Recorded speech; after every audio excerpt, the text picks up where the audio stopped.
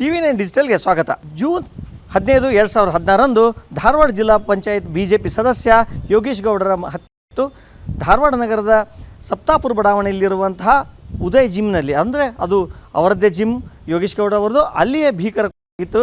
ಬೆಳಗಿನ ಜಾವ ಆಗಿತ್ತು. ಅದಾದ ನಂತರ ಈ ಪ್ರಕರಣಕ್ಕೆ ಸಂಬಂಧಿಸಿದಂತೆ 6 ಜನ ಆರೋಪಿಗಳನ್ನು ಉಪನಗರ ಠಾಣೆ ಪೊಲೀಸರು ಬಂಧಿಸಿದರು.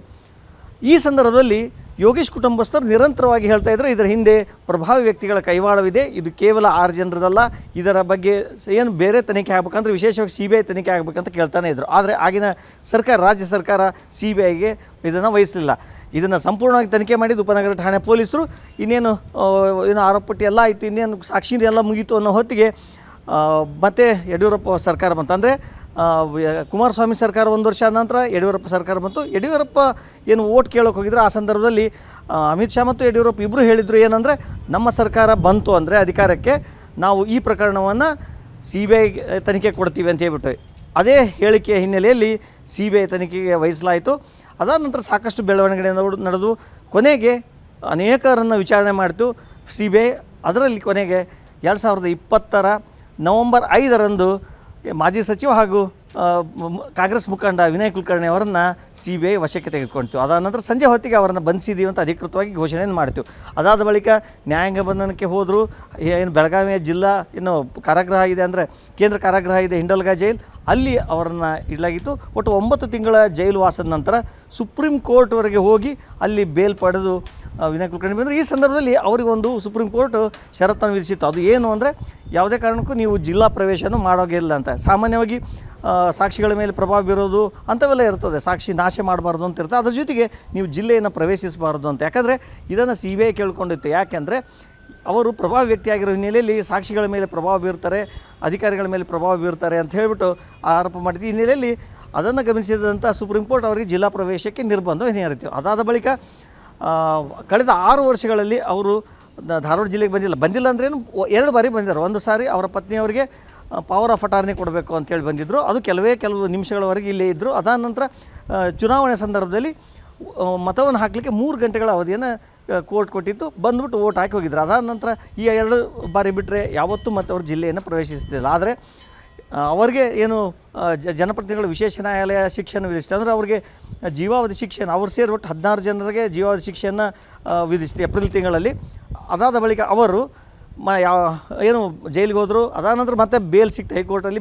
ಅದ್ರ ಜೊತೆಗೆ ಬೇಲ್ ಜೊತೆಗೆ ಈ ಒಂದು ಕೆಳಗಡೆ ಕೋರ್ಟ್ನ ಆದೇಶಕ್ಕೂ ಕೂಡ ಹೈಕೋರ್ಟ್ ತಡೆ ನೀಡಿದೆ. ಈ ನೆಲೆಯಲ್ಲಿ ಮತ್ತೆ ಅವರಿಗೆ ಶಾಸಕತ್ವ ಬಂತು. ಅದಾದ ಬಳಿಕ ಜಿಲ್ಲೆಗೆ ಬರಬೇಕು ಅಂತ ಅಂದ್ಕೊಂಡಾಗ ಆ ಪ್ರಕರಣಕ್ಕೆ ಸಂಬಂಧಿಸಿದಂತೆ ಜಿಲ್ಲೆಗೆ ಅವಕಾಶ ಸಿಕ್ತು, ಕೋರ್ಟ್ ಕೊಡ್ತು. ಆದರೆ ಇಲ್ಲಿ ಇನ್ನೂ ಒಂದು ಕೇಸ್ ಅದಕ್ಕೆ ಸಂಬಂಧಪಟ್ಟದಿತ್ತು. ಅದು 195A ಅಂದರೆ ಸಾಕ್ಷಿ ನಾಶ ಪ್ರಕರಣ. ಅದರ ವಿಚಾರಣೆ ಇನ್ನೂ ಇದೆ. ಆ ಒಂದು ಪ್ರಕರಣದಲ್ಲಿ ಇದೇ ಷರತ್ತು ಮುಂದುವರೆದಿದೆ.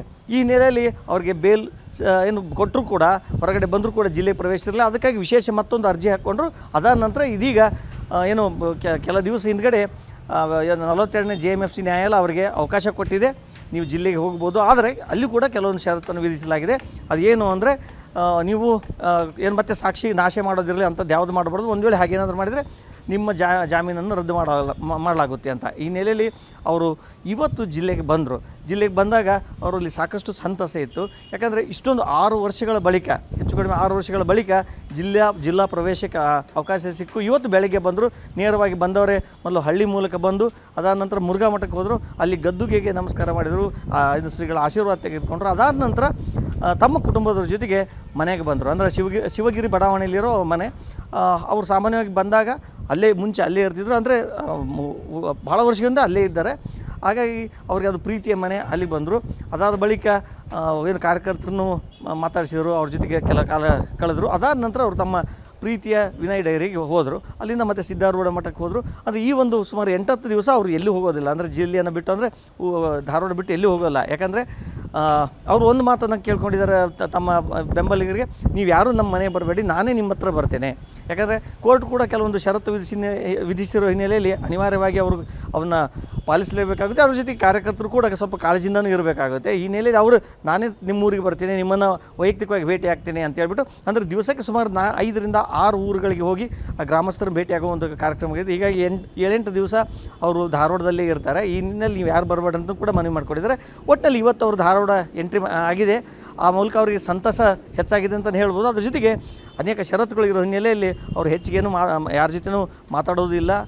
ಹೀಗಾಗಿ ಅವ್ರ ಜೊತೆ ಇರುವಂತಹ ಮುಖಂಡರಿರ್ಬೋದು, ಕಾರ್ಯಕರ್ತರು ಅವರು ಕೂಡ ಸಾಕಷ್ಟು ಜಾಗೃತೆಯಿಂದ ಇರಬೇಕಾಗುತ್ತೆ. ಒಟ್ಟಿನಲ್ಲಿ ಈಗಂತೂ ಅವ್ರಿಗೆ ಜಿಲ್ಲೆಗೆ ಎಂಟ್ರಿ ಕೊಟ್ಟು ಇವತ್ತು ಅವರು ಎಂಟ್ರಿ ಆಗಿದ್ದಾರೆ. ಆ ಮೂಲಕ ಅವರ ಏನು ಬೆಂಬಲಿಗರಿಗೆ, ಕಾರ್ಯಕರ್ತರಿಗೆ, ಮನೆಯವರಿಗೆ ಖುಷಿಯನ್ನು ತಂದಿದ್ದಾರೆ ಅಂತಲೇ ಹೇಳ್ಬೋದು. ಕ್ಯಾಮ್ರಾ ಪರ್ಸನ್ ಅಕ್ಷಯ್ ಜೊತೆ Narasimhamurthy patty, TV9 digital, Dharwad.